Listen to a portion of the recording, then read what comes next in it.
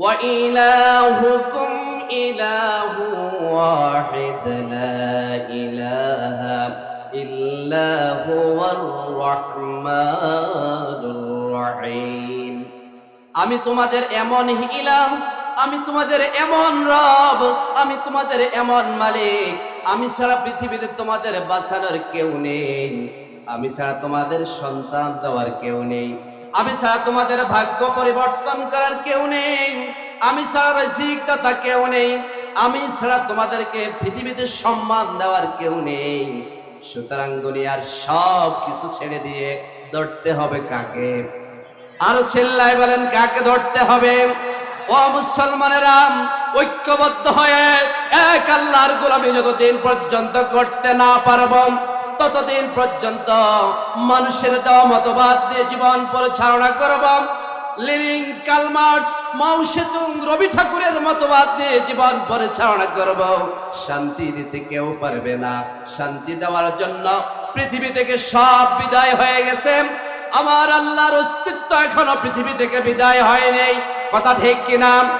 এই জন্য বাংলার আকাশ বাতাস যতদিন থাকবে, মুসলমানেরা যতদিন ঐক্যবদ্ধ থাকবে, এক আল্লাহর প্রতি ঈমান আনবে, যত ষড়যন্ত্র করুক আমার দেশের স্বাধীনতা কেউ নষ্ট করতে পারবে না। ও মুসলমান, আজকের এই তাফসীর মাহফিল থেকে সিদ্ধান্ত নিতে হবে, আমাদের আল্লাহ এক, জীবনের সব ক্ষেত্রে এক আল্লাহর গোলামি করতে হবে। পরিবার থেকে রাষ্ট্র পর্যন্ত, দোলনা থেকে কবর পর্যন্ত সব কিছু এই আল্লাহর বিধান আছে না নাই? আল্লাহ রাব্বুল আলামিন বললেন, লা ইলাহা ইল্লা হুয়ার রাহমানুর রহিম। ও বান্দা, আমি রহমান, আমি রহিম, আমি ছাড়া তোমার কোন দুনিয়াতে অন্য কাউকে দেখো না, আমি ছাড়া কারো কাছে মাথা নত করিও না, আমি ছাড়া কারো কাছে হাত পাতিও না, ভিক্ষা চাইও না, আমি ছাড়া কাউকে দুনিয়ার ভয় পেও না। ভয় পাইতে হবে একজন, তিনি কে? এই জন্য রব্বুল আলামিন দুনিয়ার সব ক্ষেত্রে প্রশংসা করার জন্য করতে হবে কার কাছে? সূরা ফাতিহা নামাজের শুরুতে প্রত্যেক রাকাতে, প্রত্যেকটা রাকাতে আল্লাহ রাব্বুল আলামিন সূরা ফাতিহাতে বাধ্যতা করে দিয়েছেন। আল্লাহ রাব্বুল আলামিন সূরা ফাতিহার মধ্যে তিনি যে এক, এই কথার স্বীকার করেছেন। শুরুতেই তিনি বলেছেন, ও বান্দারা প্রশংসা করো আমার। সবাই জোরে বলেন, আলহামদুলিল্লাহি রাব্বিল আলামিন। ও বান্দা, ওই আল্লাহ রাব্বুল আলামিনের প্রশংসা করো। সমস্ত প্রশংসা, সমস্ত আনুগত্য, সমস্ত দাসত্ব, সমস্ত গোলামি, সমস্ত সব কিছু, জীবনের সব কিছু এক আল্লাহর জন্য করো। তিনি কে? তার পরিচয় দিয়ে তিনি বললেন, রব্বুল আলামিন।